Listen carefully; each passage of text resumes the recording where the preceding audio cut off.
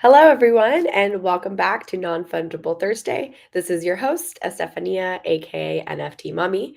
Thank you so much for tuning in today. I'm so excited to be welcoming a wonderful dear friend and special guest, Margaret, who is a VP of Operations at Dequency and an incredible individual. So, if you've had the pleasure of meeting her, you know exactly what I'm talking about.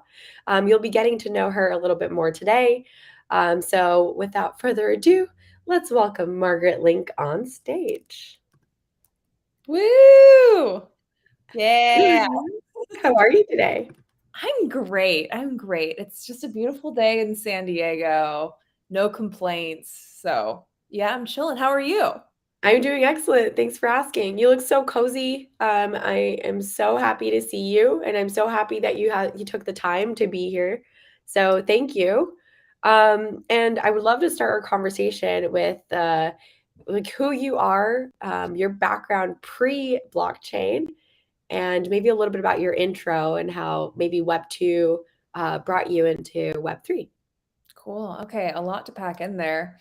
I feel like people ask when people ask like who are you? It's like this like existential question and you're like, "Oh my God, like who am I?" uh, and like how do you define yourself, Like do you define yourself by your job or by your relationship to others or your Mm. interests or whatever?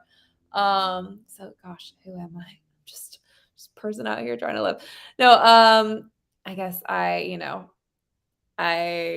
live in San Diego. I have lots of interests and activities and hobbies. And I have been fortunate enough to turn one of my interests and hobbies into a career in blockchain, which is super exciting. And so, kind of backtracking and thinking about, all right, how did I end up here, like via career? Um, Gosh, I worked for a like venture-backed B2B SaaS company in San Francisco, kind of like did my time doing that.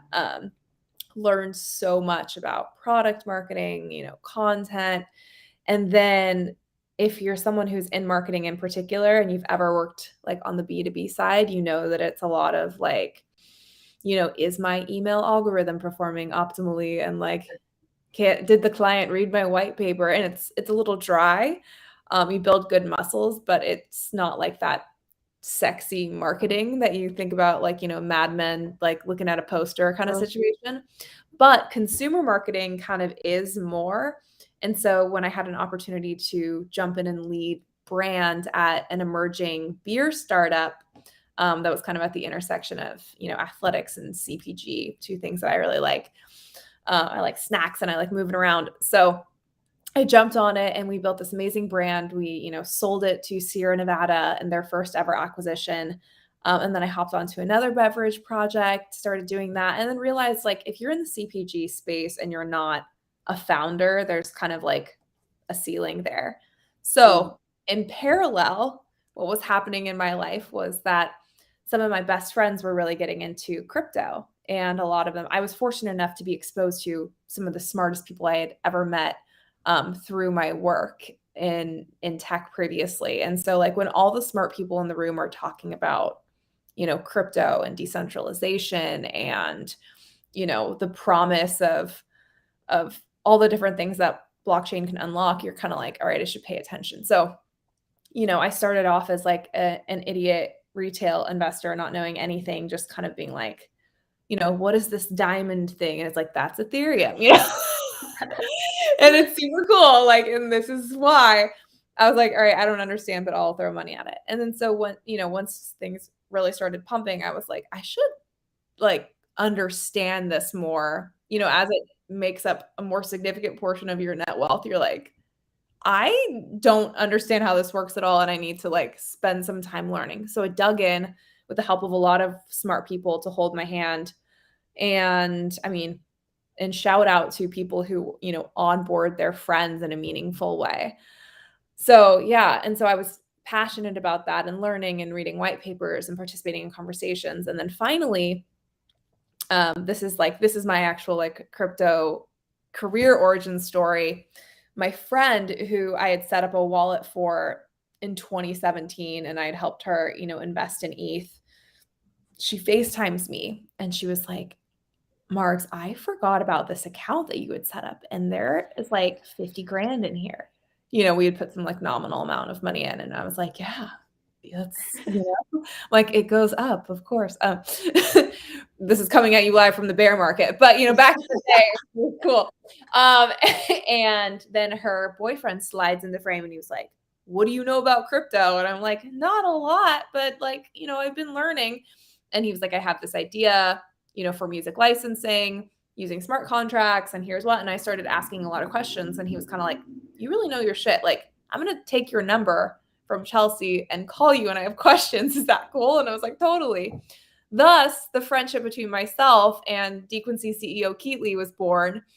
And at the same time, I had quit my job in CPG, and I started kind of just like tagging along with him on, conferences and jumping into calls, and, ultimately ended up running the company. So here we are. That's amazing. I remember when you first told me this story, I was just like in such awe by how exciting that onboarding process is. And that's like what makes me so excited about bringing my friends into the mix, because you don't get it, but when it starts to pop, you get really excited and you want to be all about it. Totally. It's like, it's a great way. And I mean, I think that that's why it's so hard for me, at least, to learn. Everything in our world demands so much of your attention all the time. I Yeah. cannot learn unless I have skin in the game, which Yeah. is why I'm like, even if I lost money in a transaction or something, if I learned, I'm like, that's really valuable, is what I tell myself. No, but like, I think that that's why I was encouraged to dig in and understand these things better, because it became abundantly clear that like this whole industry was growing significantly, was, you know, affecting important things. And especially once you start seeing the institutional money go in. And that's not like, don't just be a follower, unless of course you're following Nancy Pelosi's trades, in which case follow those perfectly. No, but or if you're doing inverse Kramer, follow that perfectly as well. But like, don't just, follow the institutional money, because that's like, how we get like a Theranos or like a WeWork situation. But it certainly should be a signal to like pay attention and invest a little time into understanding like the mechanics broadly of how these things operate. Yeah, so again, you have a bunch of hobbies that are really exciting. You run, you fly helicopters, you have a background in marketing, and now you're working in music. How do you apply what you're doing or what you did in your past life to what you're doing now at Dequency? It's a great question. I think for me, like my passion is just learning. And so I love to be engaged in something new at all times. And I like high stakes things, which is why I like, flying helicopters or running on mountain ridges, or doing startups. Like, for jobs, I've always been attracted to kind of, that earlier stage company, because if you don't show up and do your best work, like most days, the company might not succeed. Whereas like for a lot of like more established companies, you can kind of like go and hang out and, clock watch a little bit if that's something that's interesting to you, and like no one's gonna care. But like if I don't show up and really like apply my brain to things every single day, like stuff doesn't move forward. And so I love seeing I love seeing like the fruits of my labors immediately. That might be like an instant gratification issue. This might be like, the donut, the whole like donut thing, like the stale donut test, like, can you delay gratification? It's like, I can't, which is why I work at startup. But like, and the same with my hobbies. Like I love, on onboarding myself to new hobbies, because you have to be super engaged. It's very stimulating. I love, the monotony of running, but I love the stimulation of route planning and racing and, you know, doing all these things where you have to be super engaged with your environment.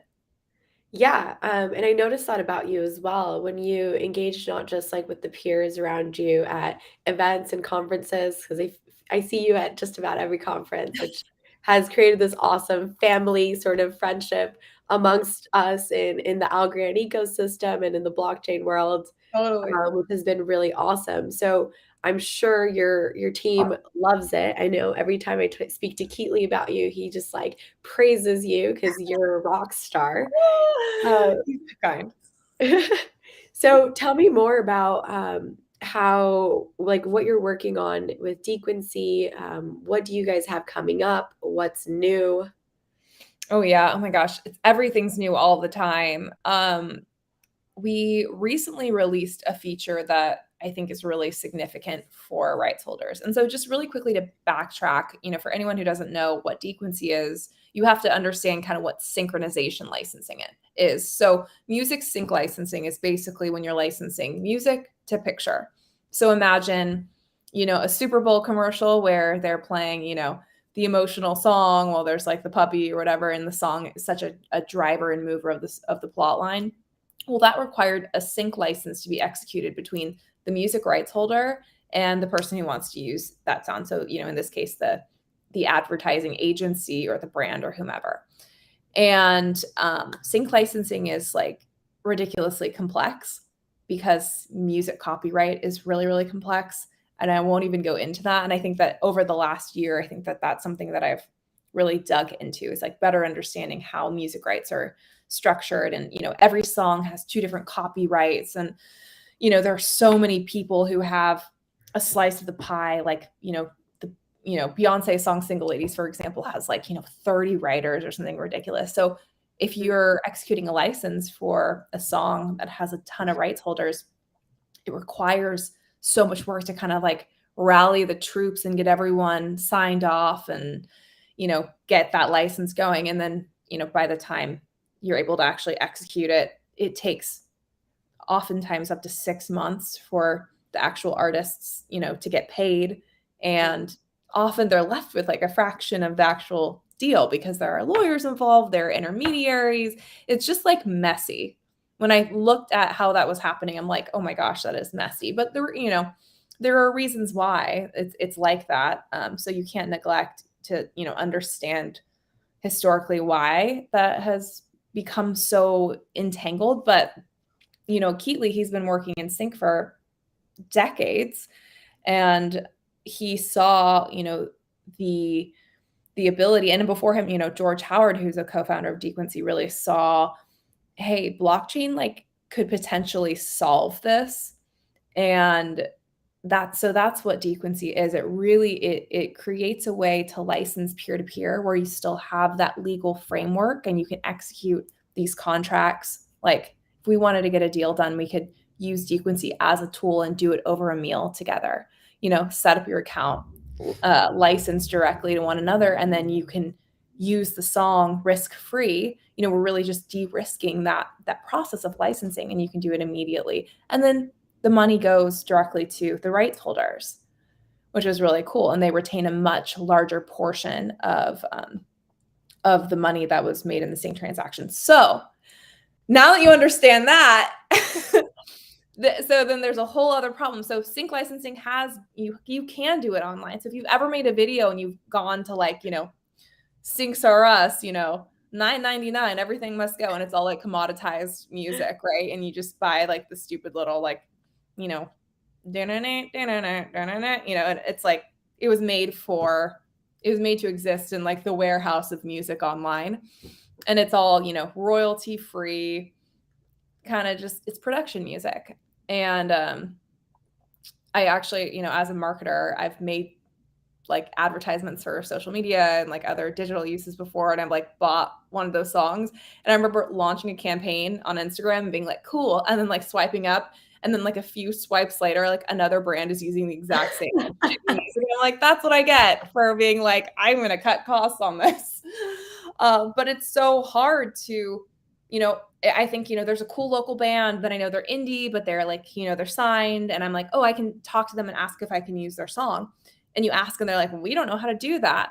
And then it's just like really challenging. They don't want to put their music on an online platform that doesn't give them any control over how their precious copyright is used. So they're like out of the conversation for these like quick to license things. Or, they're not a super like in demand band. And so if someone went directly to them, they went to their manager, And then there's like the publishing side and the recording side, and everyone's taking their cut. They're not going to make enough money off of this to sync that I propose to even have it be worth their time. So there's this like huge swath of amazing artists who are underserved by this kind of bimodal system of sync is like how I see it. And so one of the ways in which we make it easier for an artist to want to put their amazing music up on Dequency is that we have this thing called approval rights, where, you know, the transaction isn't executed until the licensor, so the person who owns the copyright, sees the application for the use, and then they can just like go ahead and click it, and then the swap happens. And so it's, you know, it's the crypto is exchanged, put into the wallet of the license holder, and then the sync license is minted on chain and put into the wallet of the licensee or the license seeker. Wow. Okay. So That's what we were working on. So it's super cool, and it's out now. So we're very excited about that. That's a big deal. And for us, that's kind of, it takes us closer and closer to that, like that mission and that promise of serving that type of artist. Okay, so just to make sure I understood, I'm going to explain it like I'm 5. Yes. So, me as an artist, I have a song that I created with my local band. I can go on Dequency, license it, maybe add all of our wallet addresses or just one in which we share, and say, hey, here's my song. If you're a creator, you have a short film or a piece of artwork and you want to use this to license it with your art, you can. And now every time you sell it or take it to market, we all get paid. Yes. Okay. And Amazing. so it's easy. So if I'm a visual creator and I have a video and I'm like, oh, I want to use your song, I just go, I create an account, I hook up my wallet, I pay, you know, whatever equivalent, say it's 250 USD equivalent. And right now we're doing it in algos. Eventually you'll be able to do it in USDC. You'll be able to have a credit card with fiat off ramp. So that's coming. We're working on that right now. And yeah, the transaction happens immediately. And so it's not even like after the project is out live. It's like as soon as they have minted the sync license, which is just like, you know, imagine like the potential energy of that transaction, you're able to see the money from it. Ultimately, so that's called a blanket license. Ultimately, what we want to do is, you know, have revenue shares and splits. So if I'm a visual creator and I don't have a ton of money right now because I'm still working on the thing that's going to make me money, but I want to partner up and collaborate with, you know, a music artist that I really like, we can set up a contract so that, like, all right, when that goes to market and it's, you know, minted on chain and then it's sold and hopefully resold, but royalties is like a whole other conversation, then it will continue to split. So it's really cool because instead of requiring the visual artist to come up with capital up front, we're just saying, hey, we're partners in this. And so our incentives are more aligned, which I think is super cool. Super cool. And so from my understanding, sync licensing is like licensing a short segment of a bigger song. Is that right? Not necessarily. I mean, typically you use a shorter segment because unless you're like, you know, you doing a 3.5-minute commercial or movie trailer, I don't know. So it gives you the ability to use, I think, really any portion of the song in a normal sync license. But then people typically slice and dice for their own uses. Huh, that's really exciting. So, what's been sort of like some of the challenges bringing in the mainstream artist into this, considering that they do already have labels and representation outside of blockchain? It's a good question. I think, you know, we've talked to actually some like artists whose name you would recognize, and they're typically like pretty not entangled. Like they are in contracts with labels, and their labels don't necessarily know how to treat this usage. And so it becomes really challenging to clear the songs that they want to get up on Dequency. The other thing too is that like right now, you know, this is really in its nascency. And so until we can point to a few really big projects, which hopefully we'll be able to do in a couple months, why would I, you know, an artist that has millions and millions of streams and I have, revenue from my music already. Why would I go and spend the time getting my metadata straight so I can upload to this like little crypto platform that I don't really understand how it works? So I think it's two things. I think it's like it's always an opportunity cost. And then it's always just like the thing that you probably run into just, day to day, which is just like crypto onboarding. They're like, I don't have a wallet. We're building on, on Algorand. And so right now it's like you have to have an algo wallet. You have to kind of understand this ecosystem. So we spend a lot of time, and like shout out to our amazing community manager, Carla. We spend a lot of time setting people up with Algorand wallets and making sure they know how they can, change out their algo for USDC to USD, like on, exchanges. So, it takes a little bit of work. It's not super intuitive for a lot of people, which, we're trying to solve down the line with really, really good user interface and like just being real humans behind it and white gloving the whole approach for people. Yeah. I totally resonate with the whole onboarding to crypto. It's like, why crypto? This already works in Web 2. Right. Right. Well, while we understand the incentives and the long-term vision, I totally agree that not everyone is informed correctly. But I also want to give a major shout out to Carla. I love the event that she curated at NFT NYC. I think it was this year.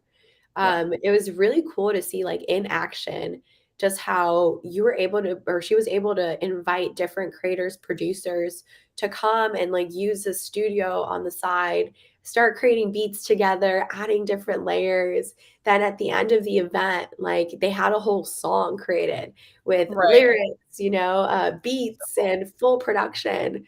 And then I think it was airdropped to all of those creators as an NFT. It's probably available on Dequency right now.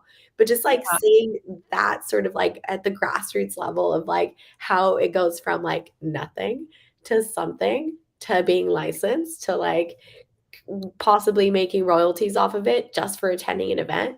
Incredible. It's so cool. And like, I think the coolest thing is that there are people who are in this space right now. It's like a certain type of person, in my experience. Like, you're a more adventurous, innovative, risk taking person. And I think also, like, what I've seen is a lot of collaboration. And so when you combine all of those things, you get like outsized kind of outputs, which is really fun to see. And I think that the event that you just described is like a manifestation of that in just one instance. And there are like a lot of things I'm thinking about where, people come together and are doing this amazing work, and sometimes not even for compensation. It's just like the joy of co-creating with people, which I think is very pure and beautiful. Yeah, and sometimes the compensation kind of comes after, Right. in many ways, because sort of everyone's kind of in this discovery mode, and if you're great at what you do, there's opportunity for you. Oh, totally. And I think that like creating a portfolio like digitally of the kinds of projects that you're involved with and having just like purely, like it's not we have the ability now to like really, and digital identity is a thing and soulbound tokens and all this stuff. And Mm. some of it's kind of scary. But I think it also, reputation online is such a real thing, especially as we move away from like your real IRL identity and just like the work that you've done online. It's interesting, it's compelling. I mean, I don't understand all of the implications around it, and I would love for someone to school me on this, but, if you have this, like, record of collaboration and innovation, like, in these things where you just did it, like, as a passion project and not necessarily for comp, I feel like that's really interesting and opens doors to things that you might not have imagined before.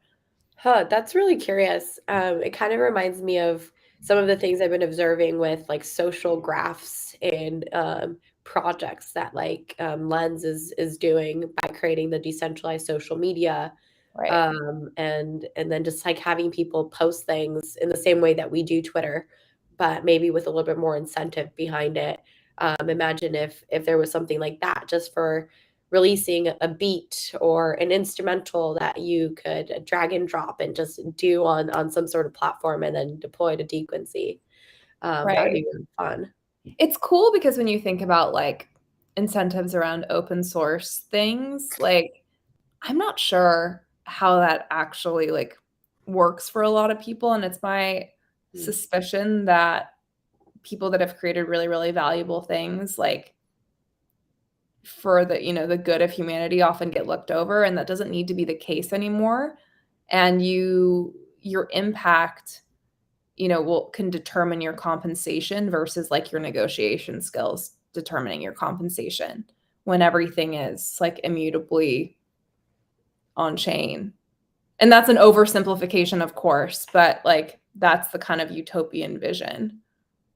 Yeah, I think you make a really good point, right? Because we're able to sort of link back to the NFT that originally created the first sound or something. And then based on that, there's like a little bit of a royalty that goes there.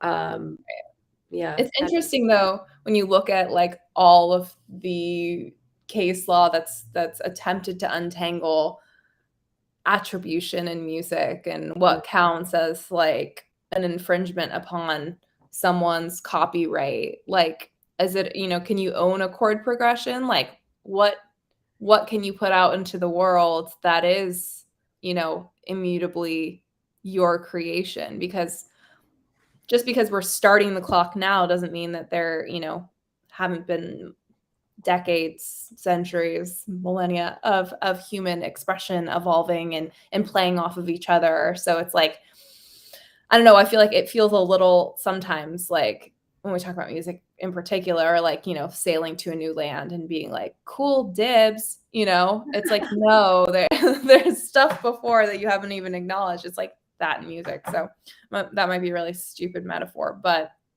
I'm curious to see how we attempt to untangle this because it's like, such an interesting human question. yeah, IP is fascinating and such a hard topic to tackle.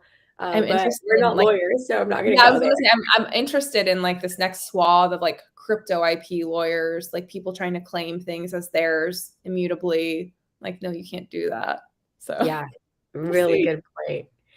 Yeah, I think Pantone released like colors as NFTs too. Like that's so silly to me. Like, okay, do you So own these silly. colors? Shout out Keely who bought one. Yeah. I own this color. He'll sue you if you use this color. No, He bought the Dequency color, didn't he? he bought we call it Corallo. Yeah. Love it. But yeah, no, it is silly, right? And I think that most people understand the limitations. And like that's a whole other conversation, right? Is that when people buy artwork on chain, they're like, cool, so I own the IP, so I own the ability to use this however I want. And it's like, yeah, maybe depends on this exact contract. Like maybe the creator retains rights or, first right of refusal, whatever it is, however it was structured, like it all comes back to like, okay, we have this utopian vision, but you still need to know your rights. Like you still need to understand the relevant law before we succeed in blowing it up because like it still applies. This is not like Yeah. being on chain is not like this siloed exclusive metaverse where, our cool crypto law is happening. It is like you are still subject to the law, you know. Yeah, absolutely. Yeah, anyone in crypto who's ever talked to the SEC knows this.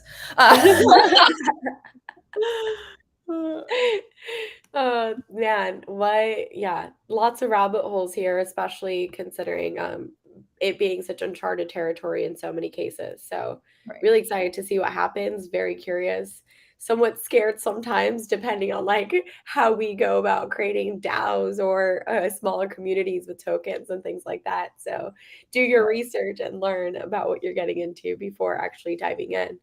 Totally. And I'll also say, like, I think one of the issues that people are seeing in DAOs, like this, like a total like different conversation. But I was thinking about this a lot today because I was going through my Discord and like just hopping out of Discords that I was like, I had to idealistically join because I'm like, this seems like a cool like situation or DAO, and maybe I'll see what's going on and contribute. Like, there's such an issue with people jumping in and being like, cool philosophy, and then just like not contributing or being duds or not doing what they, are saying that they're going to do. But like, in some communities, and I'm not sure exactly what inspires it, but like you see a lot of really, really great work too. And so I'm really curious in like understanding, social rewards Mm. for like real work. So I was thinking about that a lot because I was reading through like FWB has a new governance proposal. And I'm like, who is spending the time writing this like amazingly thought out like Yeah, counterpoint? And like they care so deeply about this community. And it's not like, and I guess, we're all token holders. And so, you want token to go up. So I guess it's almost like an HOA, right? Where you're like, well, I want my property value to stay up. So right. I care that they're not adhering to the grass trimming regulations. And here's why. And like, I'm going to go to the meeting.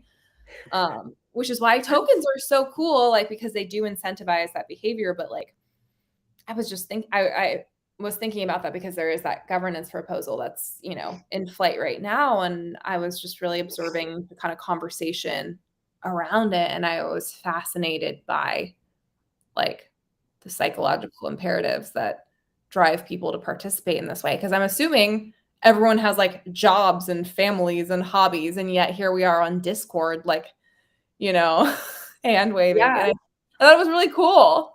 That's a really good point. I think about this a lot too, right? And I've discovered a few protocols that have come out of similar thought processes. One of them, created by one of my friends, it's called Kudos.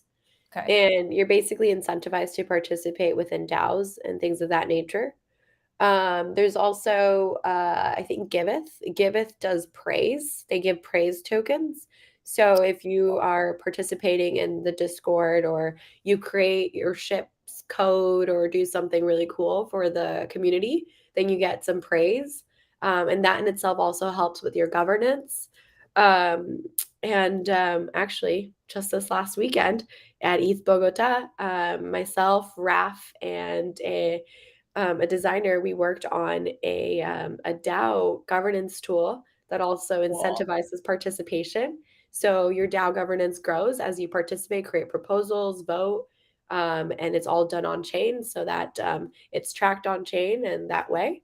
But then there's also this sort of like part of me that's like, well, are we going to just tokenize the way we participate? Or is it more about creating the community and connection amongst each other to incentivize people to like show up for one another? Like if you're doing something like, I know I will be there for you, Margaret, because I feel connected to you and I want to support you. So I think that there's like a balance between like human connection and tokenization and protocols that go into it. So I think we're all just trying to figure it out is like my stance on it.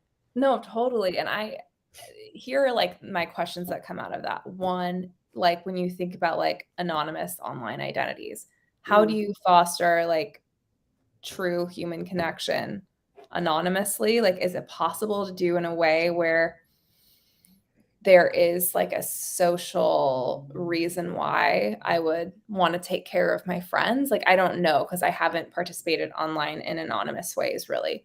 Minus my Reddit account. No, and then the other question about I'm thinking actually I just like had a whole other train of thought, but I'll keep it with there. Like, how can we incentivize these true social interactions? Oh, the other thing was I feel like so many of these projects, like the upside is like you get to go to a cool party, right? Mm. If you're involved, there's like a token gated party. It's like it's token gating and it's IRL. And I'm like, that's cool. And I love that. I think it's fun. I love a good party. However, like, is that really like all we like? That's what we are building communities for. That's why we're having these conversations, like, so you can like have a cool side chat about your city in a Discord and then like hopefully grab drinks with someone. Like, is it really like online friendship and dating for people that have crypto wallets?